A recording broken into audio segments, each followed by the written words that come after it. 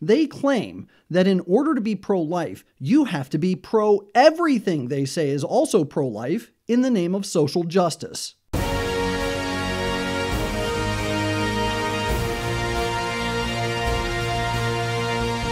Hello and welcome to this week's edition of the Lepanto Institute Podcast, Bold and Stupid Men. I'm your host, Michael Hitchborn. Today was the annual March for Life in Washington, D.C., marking 44 years since the decriminalization of abortion in the United States. It also marks 58,586,256 babies with unique and unrepeatable souls murdered before they were born. Just to put that into perspective, the total death toll of World War I is 38 million. The total death toll of World War II is somewhere in the area of 60 million. With those kinds of statistics, what clearer message can there be that there is a literal war on babies in this country? And yet, as we witness the wholesale slaughter of so many innocent lives on a daily and even hourly basis, there are those who claim to be pro-life but wish to diminish the defense of those preborn children by watering down the message. They claim that in order to be pro-life, you have to be pro-everything they say is also pro-life in the name of social justice. At least this is what John Gehring, Catholic Program Director for Faith and Public Life, claims. In a recent Washington Post article, Gehring writes, quote, "While advocates focus on overturning the 1973 Roe v. Wade decision that legalized abortion take center stage at the annual rally, their vocal religious activists in attendance will highlight why being, quote, pro-life doesn't stop at birth." Let's just stop there for a minute. Right off the bat, he acknowledges that the March for Life is specifically about the fight against the decriminalization of abortion as decided in 1973. In fact, the reason the march is normally held on the 22nd of January every year is that January 22nd is the date the Supreme Court decided in Roe v. Wade that women have a right to privacy, leading to a right to obtain an abortion. In short, the March for Life really is all about the fight against abortion. So why would anyone use this as a platform for attempting to redefine the term pro-life? Just exactly what are they pushing anyway? Here's what Gehring says, quote, "Several Catholic social justice organizations will march focused on promoting a consistent life ethic, a principle of Catholic teaching that views the death penalty, the treatment of migrants, torture, the environment, and inequality as fundamental life issues." Okay, let's go back to the figures we mentioned in the beginning. Nearly 59 million babies have been violently murdered in their mother's wombs, and these groups are equating the dismemberment of living babies with weather-related problems. Even if we were to take the numbers out of it for a moment, let's suppose that only one preborn baby's life was at stake. The direct and intentional killing of an innocent baby for money is hands down the worst form of barbarity, and the problems related to the environment, immigration, the death penalty, and all that other stuff doesn't even come close. But we have to remember what's happening here. This isn't about folks trying to expand the movement to defend babies, but to weigh it down with a host of other unrelated and decidedly lesser issues. And who are the groups involved in this? Gehring says the Franciscan Action Network and the Catholic Climate Covenant, national groups based in Washington, will underscore how climate change and environmental devastation are disproportionately hurting the poor. So now, Gehring is admitting that these groups are deliberately hijacking the March for Life in a ham-handed attempt to repurpose it to some sort of social justice march. It just isn't fitting to complain about the weather at an event directed at the defense of babies in danger of murder for hire. Let's remember here for a moment that just last month, the Lepanto Institute exposed the hypocrisy of the director of programs at the Catholic Climate Covenant, who said, "It's clear that climate change is a pro-life issue," she said. "If we want to leave our children an inhabitable earth, we have a responsibility to the unborn. We have a responsibility to act on climate."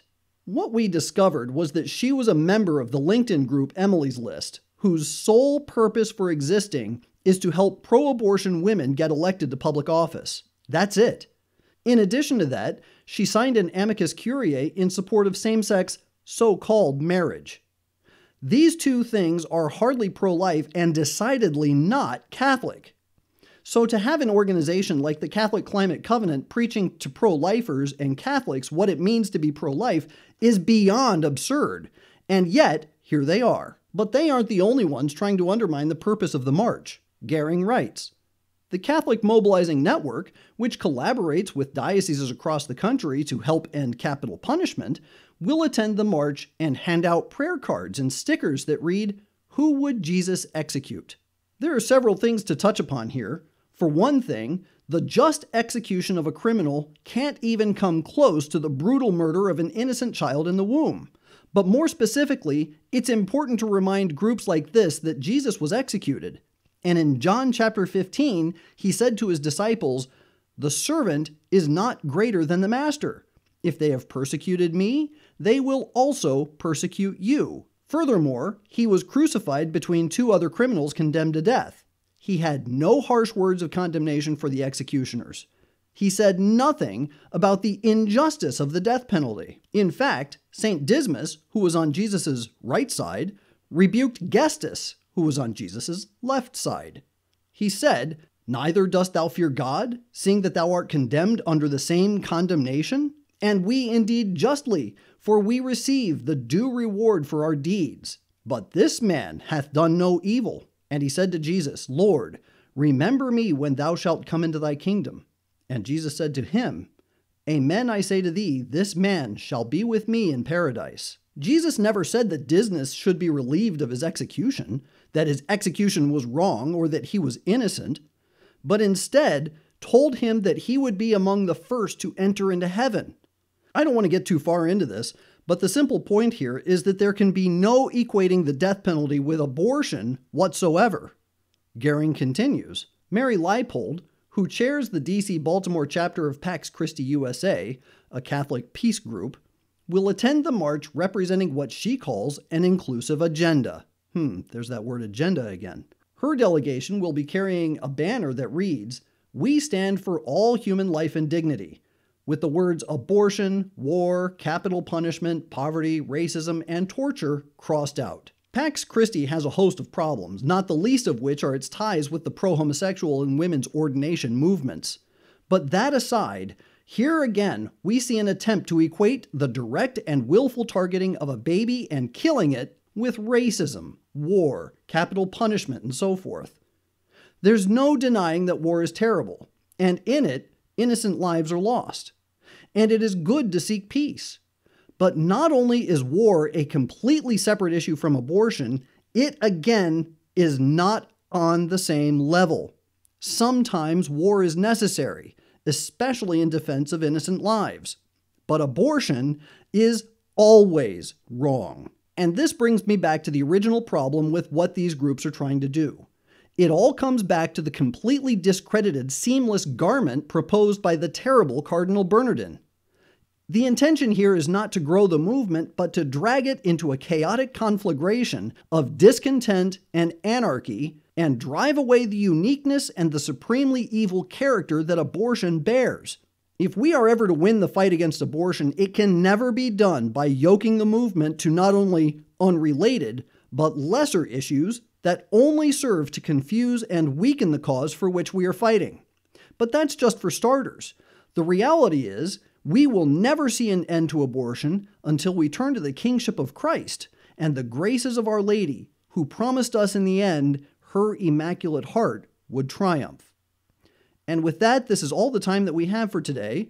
If you have any suggestions or questions that you would like for us to address in future podcasts, shoot us an email at lepantoinstitute@gmail.com. And if you appreciate our work here, please consider making a tax-deductible donation at www.lepantoinstitute.org/donate. God bless you.